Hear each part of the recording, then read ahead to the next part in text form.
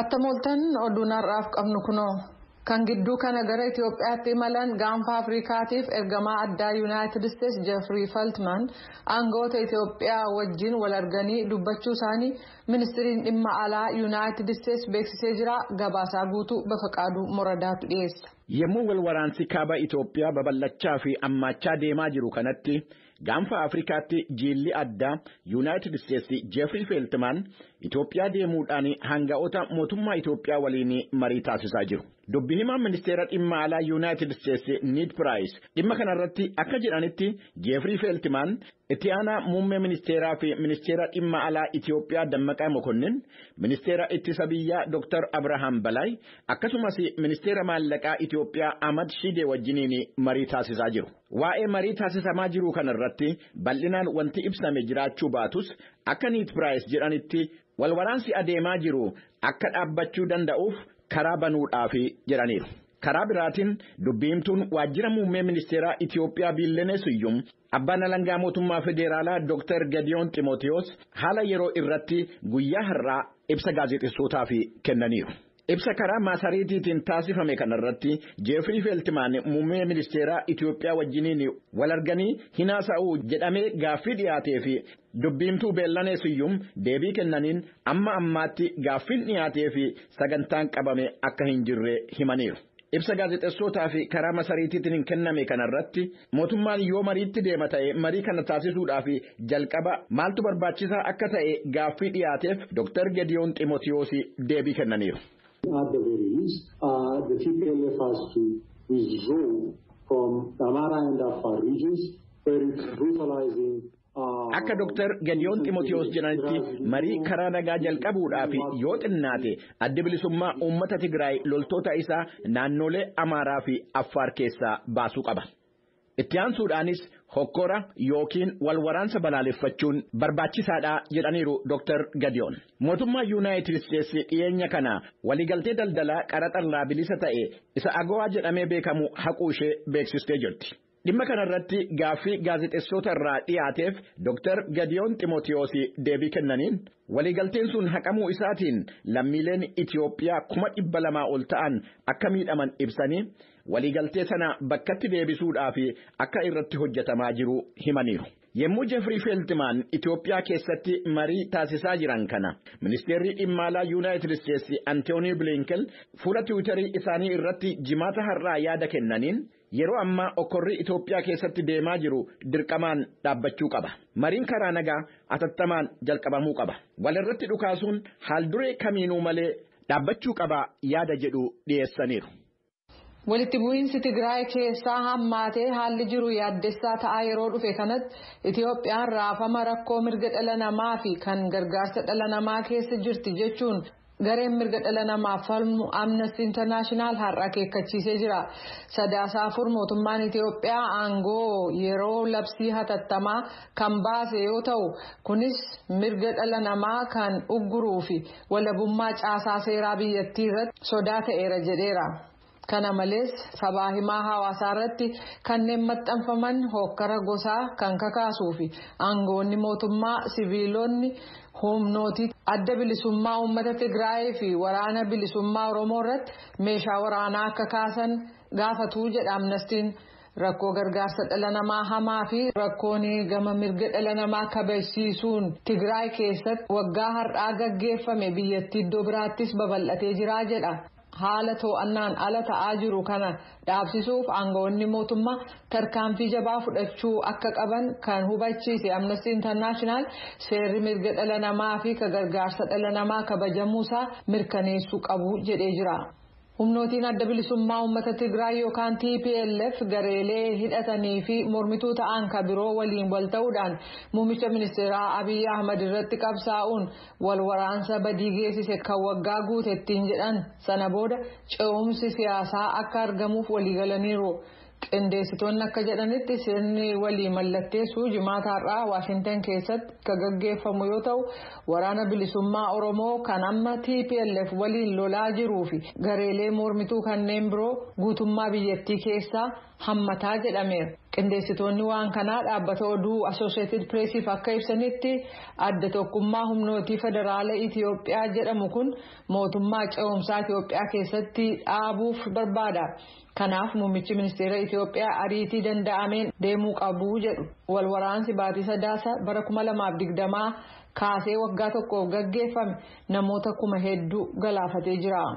Muummicha ministeeraa Sudaan Abdallaa Hamdookii fi hoogganoota garee fonqolcha mootummaan kololeessa 25 gaggeesse gidduutti mariin gaggeeffame fooyya'insa agarsiisuunsaa ibsamee jira.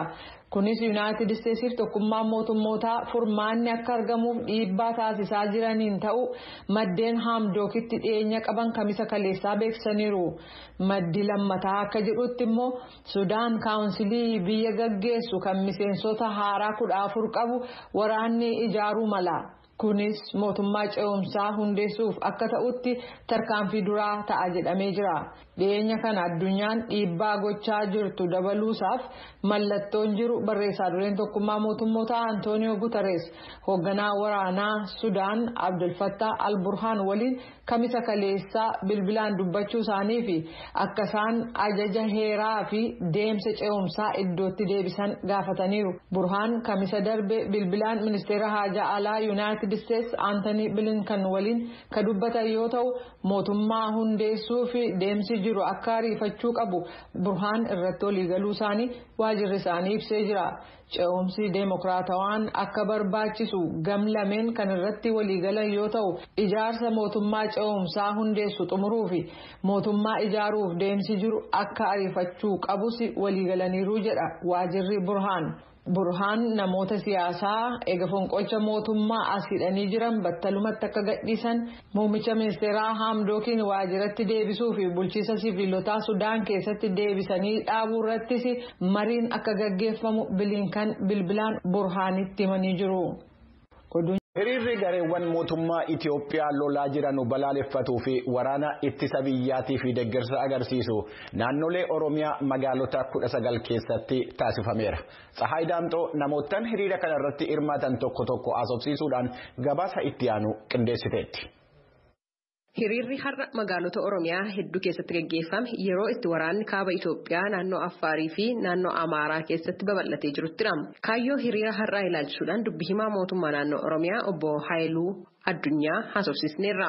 Qabsoo gaggeessineen wayyaanee hiddaan buqqifnee amma awwaala ishii gadi fageessuudhaaf tokkummaan kaaneerra kan jedhuu fi awwaala wayyaanee xumuratti gochuudhaaf uummanni magaalota Oromiyaa 19 keessatti bahee deeggarsa raayyaa ittisa biyyaatiif taasisee cina dhaabbachuudhaaf akkasumas immoo balaaleffannaa gocha shororkeessummaa wayyaaneen naannoo Amaaraa, naannoo Affaarii fi kaleessa galgalammoo shanee wajjiniin qindaa'anii haleellaa isaanii godina addaa saba Oromoo kamiseetti raawwatan balaaleffate giddu galeessa godhatee kan gaggeeffamedha. Hiriira magaalota adda addaa irratti gaggeeffameen dhaadannoowwan dhagahamaa turan qabiyyeen isaanii tokkodha kan jedhan obbo Haayiluun muraasa isaaniis eeraniiru. Wayyaaneen diina uummata Itoophiyaa keessattuu kan Oromooti lamuu nutti hin deebi'u gateetti ittiin gabrummaa wayyaanee baannu hin qabnu akkuma kaleessa waltaanee hiddaan buqqifnee amma xumuratti taasifnaa kan jedhu keessatti argama. Akkasumas raayyaa ittisa biyyaa kaleessas har'as borus cina hiriirree deeggarree tokkummaa biyya kanaa itti fufsiisna. Haalli Itoophiyaan itti jirtu labsii yeroo muddamaa keessa hiriirri kun akkamiin gaggeeffame kan jedhuufis obbo Haayiluun deebii kennaniiru. Kaleessas wabiin tokkummaa biyya kanaa uummata isheeti har'as uummata otoo nu hin jirru lamuu wayyaanee fi ergamtoonni wayyaanee biyya kana hin saamanii hin qorqanii birmadummaashis dabarsanii hin kennani kan jedhu abbaan nagaa olaanaa immoo uummata ta'uusaa kan qabatamaatti agarsiisee fi rakkoo nageenyaa tokko malee kan xumurame ta'uusaati. Obbo Guutamaa Abaadir Abbaa Garoo jiraataa magaalaa Jimmaati. Hiriira har'aa irratti magaalaa isaaniitti hirmaatanii jiru. Naannoon nu dhageessisaa oollee juuntaanii deebitee nu bittu biyyi keenya Itoophiyaan hin diigamtu. Biyya keenya nageenya isaanii eeggannaa biyya keenya ni baraarra. Jiraataa magaalaa Shashamannee obbo Hussein Dureessoo sababa itti hiriira bahan ibsaniiru. Kaayyoon hiriiricha jalqaba juuntaa fi shanee balaaleffachuudha kaayyoon hiricha. Raayyaa ittisa biyyaa cinaa dhaabbachuudha. Namni waan qabuun garjoobuudhaan waan qabuun raayyaa ittisa biyyaa cinaa dhaabbachuu qaba. Gareen adda bilisa baasaa uummata Tigraay fi mootummaan shanee jedhee kan ittiin waamu dhaabni waraana bilisummaa Oromoo jedhee of waamu dhaadannoowwan har'a hiriira irratti ibsamanii fi garee shororkeessitootaati kan jedhu akka hin fudhanne irra deddeebiidhaan yeroo garaagaraatti ibsaa turaniiru. Gama biraatiin biyyoonnii fi dhaabbileen addunyaa waraanni kaaba Itoophiyaa karaa nagaadhaan akka furmaata argatuuf carraaqqii taasisaa jiru. Ergamaan addaa Yuunaayitid Isteet kan gaanfa Afrikaa Jeefrii Feltmaan kaayyoodhuma nagaa buusuu kanaaf Finfinnee jiru. Har'a guyyaa lammaffaa isaaniiti erga Finfinnee seenanii. Humni riphee loltootaa mootummaan Itoophiyaa shororkeessotaadha jedhee farraje addi bilisummaa uummata Tigraay fi waraanni bilisummaa Oromoo Finfinneetti yeroo dhiyaataa jiranii jedhanii gabaasamaa jiru keessatti mootummaan Itoophiyaa labsii yeroo atattamaa baasee jira. Labsii kana ilaalchisee namoo daandii pirezidaantii mana murtii waliigalaa kanaan dura kan Oromiyaa jechuudha turanii obbo Tashaalee Abarraa yeroo ammaa London keessa kan jiran Anchor Solicitor jedhamu beekamuu fi hojjechaa jiran obbo Tashaalee Abarraatii wajjiniin dhimma kana irratti marii taasiseera gara sittiris hin dabarsa. Obbo Tashaalee mootummaan Itoophiyaa dheengaddaa labsii yeroo atattamaa baasee jira. Labsiin kun akka heera biyyattiitti mootummaan labsamuun akkamitti ilaalama? Akka seeraatti yookiin akka heeraatti mootummaan kaabineen muummichi ministeeraa labsii kana baasuuf mirga qaba. Garuu qabiyyeensaa maaliidhaa isa jiru kan shakkisiisaa fi rakkisaa ta'u jechuudha. Qabiyyeensaa kan shakkisiisaa yookaan yaaddessaa ta'a jettanii yaaddan maaliin? Tokkoffaa akkuma waliigalaatti yoo ilaaltu tokko bifa seeraan qabu. Integriitii sovereenitii biyyattii tiksuuf jedhanii wanti isaan dudduubbee godhanii kaasanii mootummaan akkatti aangoo qabate wajjinii wal qabate mootummaan sun biyya tiksuuf jedhanii wanti baasu tokkoffaa labsii kana rakkoo keessa galche. Maandeetii gaariin qabu jechuudha mootummaan sun. Gambiraatiin qabiyyeensaa keessa galtee yoo ilaaltu baay'ee si rifachiisa waan nama rifachiisu keessa fakkeenyaaf manni murtiin hojjetu jira. Manni murtii oversiitii kamiyyuu hin qabaatu hojii qaamota labsii atattamaa kana hojiirra oolchuuf socho'an kan akka humna waraanaa kan akka warra humna intelligensii hunda isaanii akkasumas immoo mootummaa wajjin walii galanii warra hojjechuu fedhan hunda isaanii mobilaayiz sochoosuuf hawwii qaba of keessaa dokumentii kana gurguraatu. Manni murtii heera keessatti manni murtii yeroo labsii yeroo atattamaa hojjechuudhaaf aboo qabaa heera Itoophiyaa keessatti jechuu kooti. Manni murtiin hojjetu jechuun sirrii miti jechuu akkamitti nama dandeessisa? Manni murtii hin hojjetu wanti jedhamu hin jiru. Labsii atattamaa mirgoota suspend godha labsii. Mirgoonni akkasii kan heera keessatti tikfaman sababa kanaan suspend ta'aniiru. Ijaa kanaaf akka seeraatti shakkii jennaan shakkii xinnaatiin nama qabuu dandeenya. Kan fakkeenyaaf sa'aatii 24 keessatti mana murtiitti dhiisuun ni mala ta'afaa jechuu dandeessa. Garuu manni murtii oversiitiin qabu manni murtii gochaa qaama raawwachiiftuu qaama humna waraanaa kana hojii kanarratti bobba'an tasuma kanarratti oversiitiin qabu wanti jedhamu hin jiru kun heeraan aladha. Gambiraa kanarra darbee waan inni jedhu humna waraanaatiin kan hoogganamaa difeensi ministeeriitiin hoogganamaa wanti kuni san keessatti mootummaa naannoolee ittisuu uguruu danda'a. Kun baay'ee biyyattii tiksuu kan ta'e calma jettee konteensa qabiyyee isaa olaaltu biyya diiguu of keessaa qaba jechuudha. Maaliif biyyattiin kun fedhii saboota sablammoota biyyattii keessa jiranidha kan ijaarame. Garuu obbo Tashaalee kun mootummaa federaalaati. Mootummaan federaalaa yeroo rakkoon atattamaa akkasii dhufu fakkeenyaaf riphxee loltoonni kan adda bilisummaa uummata Tigraay akkasumas immoo riphxee loltoonni waraana bilisummaa Oromoo yeroo dhiyaataa jiran kanatti akka mootummaatti mootummaan filatameedhaan jedhee dubbata yoo xiqqaate mootummaan kun kanaaf heerri diigamuudhaa fi aangoon mootummaa kanaas fudhatamuudhaaf jedhee akka mootummaa federaalaatti kan naannolees kaanis aangoo isaanii murtaa'aa taasisuu danda'a moo hin danda'u akka seeraatti? Aangoo isaanii murtaa'aa taasisuu danda'a garuu mootummaan istiraakcharii isaa jijjiirra jedha wanti kun mootummaa kana akka barbaachisummaa isaatti istiraakcharii isaa kana jijjiiruu danda'ama jedha wanti baay'ee hamaadha baay'ee sana qofaa miti labsii kana olaaltu. Meeshaa waraanaa qabatee uummanni mootummaa wajjiniin tumsee akka waraana kana keessatti bobba'u inside nagaa tiksuuf jecha waan nagaa booressu keessatti argita jechuudha. Yeroo ammaa kana mootummaan United States dhimma kana gidduu seenee karaatti nagaan bu'u waan falaa jiru fakkaata. Fakkeenyaaf ergamaan addaa kan pirezidaantii United States Feltman gara Itoophiyaatti akka imalanitti kan oduurraa dhaga'amaa jiru. Labsiin yeroo atattamaa labsamuun kuni wal waraansicha gara fuulduraatti ariifannaadhaan deemaa jiru kana yeroofillee ta'u dhaabee akka mariidhaaf qaawwaan banamu gochuu irratti ammam qooda qabaachuu danda'a. Mariidhaaf qaawwaa banuu kan danda'u Feltman deemuu isaas miti labsii kanas miti.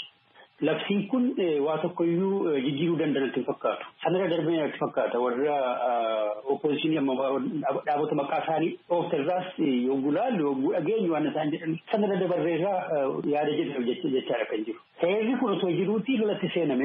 Heerri kun osoo jiruutii ileekshinii TPLF haquutti seename heera cabsameeti jechuudha. Amma heera sana difeendi godhaa kan jiru.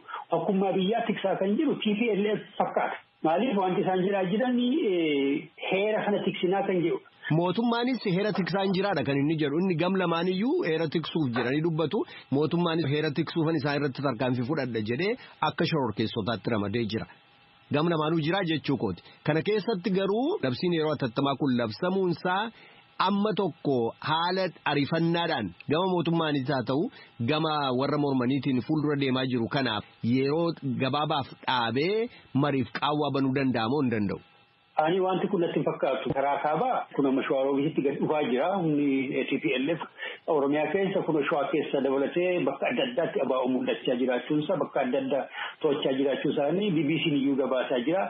Haala kana keessatti labsiidhaan otoo hin ta'iin mootummaan humna waraanaa mooraasaatti deebisanii kana booda teenya haasa'uu qabna jedhanii dhaabota akka abaa'oo fa'aa warra mana hidhaa jiran warra nagaadhaan biyyattiitti galanii mootummaan hidhaatti galche warra OFC fa'aa hooggantoota isaanii akkasumas immoo humna waboo fi TPLF kana waamanii waliin taa'anii marii karaa sabanuudha. Garuu ibsa hooggantoonni adda bilisummaa uummata Tigraay dubbatan deddeebi'ee gidduu kana kan dhaga'amaa jiru hooggansi waraana bilisummaa Oromoos gara Finfinneetti deemaa jirra mootummaan mariidhaaf carraa jiru cufee jira gatii kanaaf amma furmaanni jiru lolatti fuufnee mootummaa kana taayitaarraa buusuudha jedhanii dubbataa jiru yeroo kanatti mootummaan sana dhaabuu fi yeroodha maaliif utuu isaan deemnee mootummaa kana humnaan buusna jechaa jiranii mootummaan akkamitti lola dhaabee waraana gasheera jedhee dubbachuu danda'a.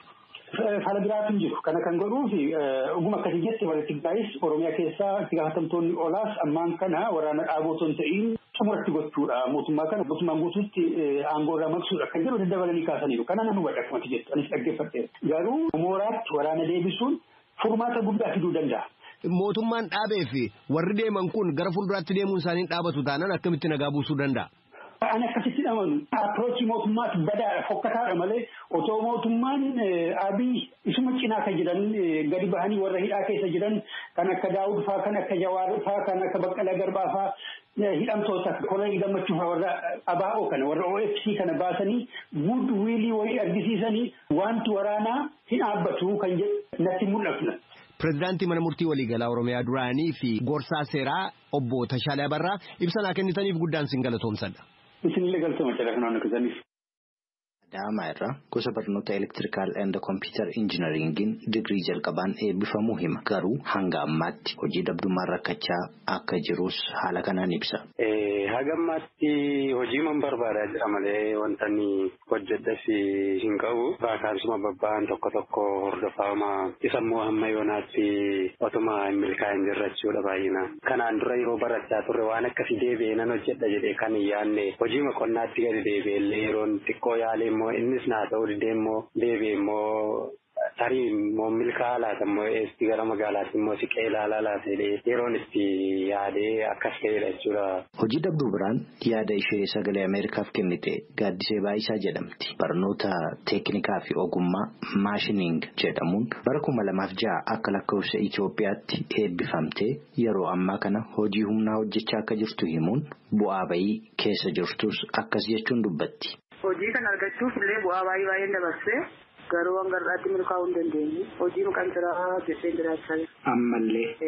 Gammaallee yeroo kan jiraa jedhamu wanta dhagaa qabbaannaa jechuudha. Cirracha baatu dhagaa baachuudha. Kan jiraa jechuun waanuma akka bareedina baachuudha. Na dubartiitti immoo baay'ee miidhagaa jechuudha dubartummaa irratti. Fayyummaaf iyyuu baay'ee ulfaataadha wanta akkasii. Dargaggoo Oliifan Fiqaaduu akka lakkoofsa Itoophiyaa bara 2013 gosa barnoota Computer Engineeringiin Yuunivarsiitii Amboorraa digirii jalqabaan eebbifameera. Garuu wanti yaadaa turee fi amma isa mudate adda ta'uu hima. Gara magaalaatti gaafa dhuftu rakkina hedduutu mudata. Saanuma ta'ee osoo jiru immoo magaalaa gaafa dhuftu wanti nuyi addatti beeknee yookaan immoo namni nuti eenyu keenya bira jira deemnannee addatti dhufnu hin jiru. Hojii marganna jenneetidha kan naannoo sanarra dhufnu. Sababiin isaa bakka nuti jirru eeriyaan yookaan immoo carraan hojii argachuu kun baay'ee dhiphaadha. Gara magaalaa kanaa hojjennee gara Finfinneetti gaafa dhufnus waanumti addaa iyyuu hin jiru. Eebbisaa Gabayyoo gosa barnoota Oliifan barate waliin tokko akka ta'e kan himu yaada Oliifan ni qooddata.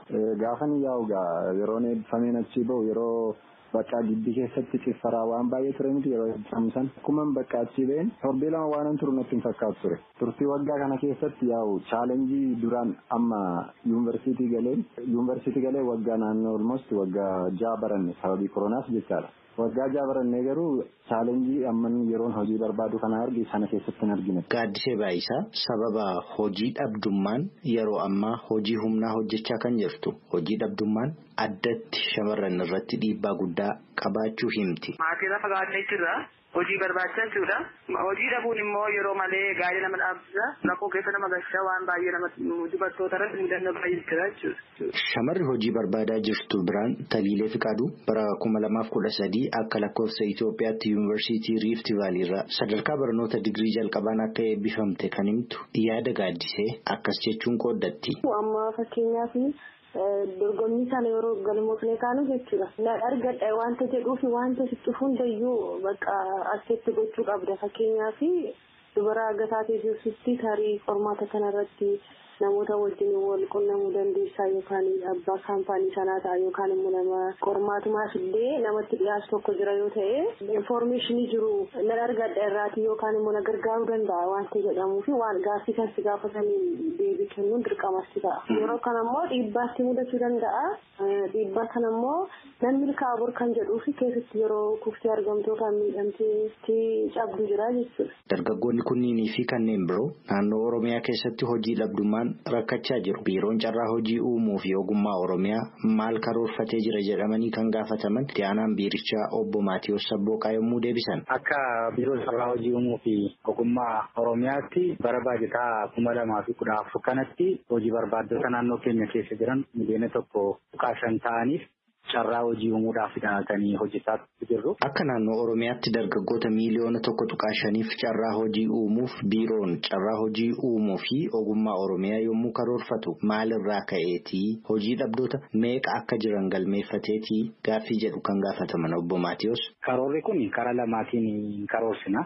Tokko caasaa mootummaa sadarkaan jiru irraatti keessattuu caasaan hojii carraa hojii uumuuf ogummaa sadarkaa godinaarra hin jira, aanaarra hin jira, magaalotarra hin jira. Taatisi ka'umsaa akka naannootti kan fudhannu hin jira. Isaan sun walitti qabamanii dhufanii godinarraan yookiin aanaadhaan magaalotaan hojii dhabdoonni meeqa hin jiraatu kan jedhu sana tokko xiinxalaa sadarkaadhaan hin fudhanna. Inni lammataa immoo taatisiin biyyaalessaa qorannoo GSS'n bara darbe gaggeesseetiin hojii dhabdoonni labar maarketitti galan waggaan gara miliyoona 2 ta'u kan jedhudha qorannaan jiru. Isa sana giddu galeessa godhannee kan itti deemudha. Inni sadaffaan yeroo karoora kana karoorsinu godinaalee fi magaalonni raawwii isaan hojii bara 2013 hojjetan san giddu galeessa godhannee raawwii dandeettii raawwachisummaa fi humna baajataa naannoo sana jiru humna mobilaayizeeshinii hawaasaa mootummaa dhaabbilee adda addaa giddu galeessa godhachuudhaan kan karoorfamu ta'a. Akka naannoo Oromiyaatti dargaggoota miliyoona 1.5f carraa hojii uumuuf karoorfameera. Carraa kanarraa fayyadamoo ni taana jettanii abdattuu jedhamanii kan gaafataman dargaggoota hojii barbaadaa jiran keessaa bara 2009tti Yuunivarsiitii Adaamaarraa sadarkaa barnoota digirii jalqabaan kan eebbifameeru Mitikuu Nagaraa waggoota 5 ani hojii barbaadu kana hundatti akkasuma jedhama garuu ani ittiin milkoofnee jala. Yeroo baay'ee numa haasa'ama waggaa 5 erganni xumuree bahee numa odeeffama wantoonni akkasii garuu lafarratti wanti baay'inaan argamu jiru mee garuu numa yaalla jennee jirra. Yaada Mitikuu kana kan qooddattu Gaaddisee Baayisaas akkas jechuun deebisti. An abdiin qabu. Maaliif? Jechuun deddeebi'eera waan ta'eef hangar'aatti waan milkoofneef deddeebi'aan ture. 2006 qabee hangar'aatti deddeebi'aan jira. Wanta itti milkaa'e tokko waan hin jirreef keessa jira jedhee dhufe manaan jiru.